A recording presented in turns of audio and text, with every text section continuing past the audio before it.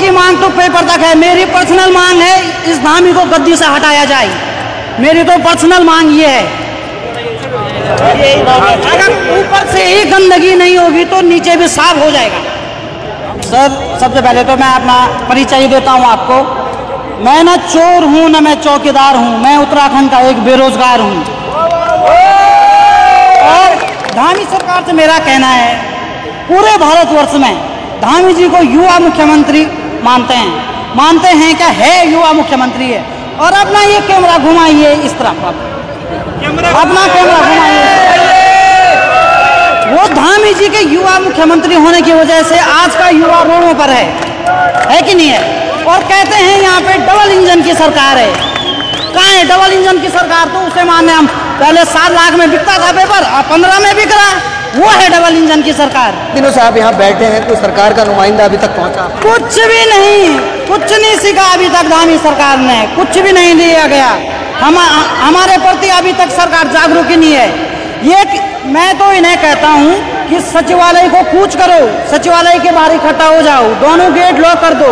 जब वहाँ से अधिकारी कूद के जाएंगे बाहर, तब इन्हें पता चलेगा कि कैसे बच्चों का दम घुटता है कि नहीं है? ये और कुछ कहते हैं सचिवालय कूच करना इल्लीगल है। वो इल्लीगल नहीं है। जब पेपर लीक हो रहा है वो इल्लीगल नहीं है और ये इल्लीगल दिख रहा है इन्हें। उत्तराखंड के समस्त युवाओं से कोई अपील करना चाहें? अपील तो क्या है सर, अपील तो ये हो ही रही है। मैं तो कहता हूँ इस आंदोलन को जारी रखो। देखो हमारे लिए इन्होंने कितनी पुलिस लगा रखी है। बहन अंकिता रेप में अगर इतनी पुलिस लगा देते ये आज तक वो केस में निपट जाता। उसके हत्यारों को फांसी की सजा तक मिल जाती। और इतनी पुलिस अगर वहाँ होती तो, और हमारे पीछे लगा रखी है। और युवाओं की मांग तो पेपर तक है। मेरी पर्सनल मांग है इस धामी को गद्दी से हटाया जाए। मेरी तो पर्सनल मांग ये है। अगर ऊपर से ही गंदगी नहीं होगी तो नीचे भी साफ हो जाएगा। क्या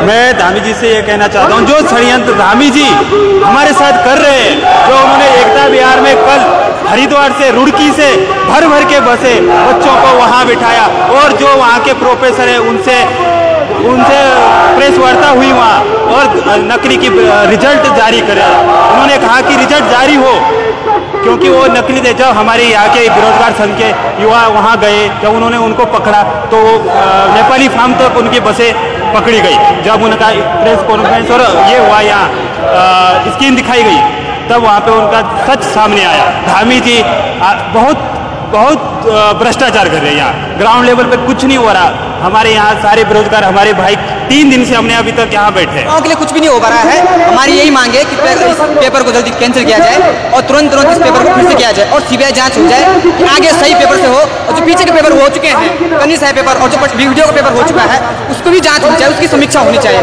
धामी जी से विनम्र निवेदन है, वरना हम आगे और भी यही धरना देंगे। यहाँ ओले पड़े, बारिश पड़े, चाहे कुछ भी हो जाए, हम यहीं रहेंगे। और जब तक हमारी आवाज़ नहीं जाती उनके कानों पर, तब तक हम यहीं रहेंगे। इस बार से लाठी चार्ज हो जाए, कुछ भी हो जाए, आप लोग जाएंगे? नहीं, हम कहीं नहीं जाएंगे। हम बोल रहे हैं रात को हम यहीं थे, हमने ये खाना भी यहीं खाया। अगर खाना भी नहीं मिलता हम यहीं रहते। रात को मच्छर काट रहे हैं, जो भी हो रहा है। ये हम बोलते हैं कि ये यंग मुख्यमंत्री है, लेकिन ये यंग नहीं है।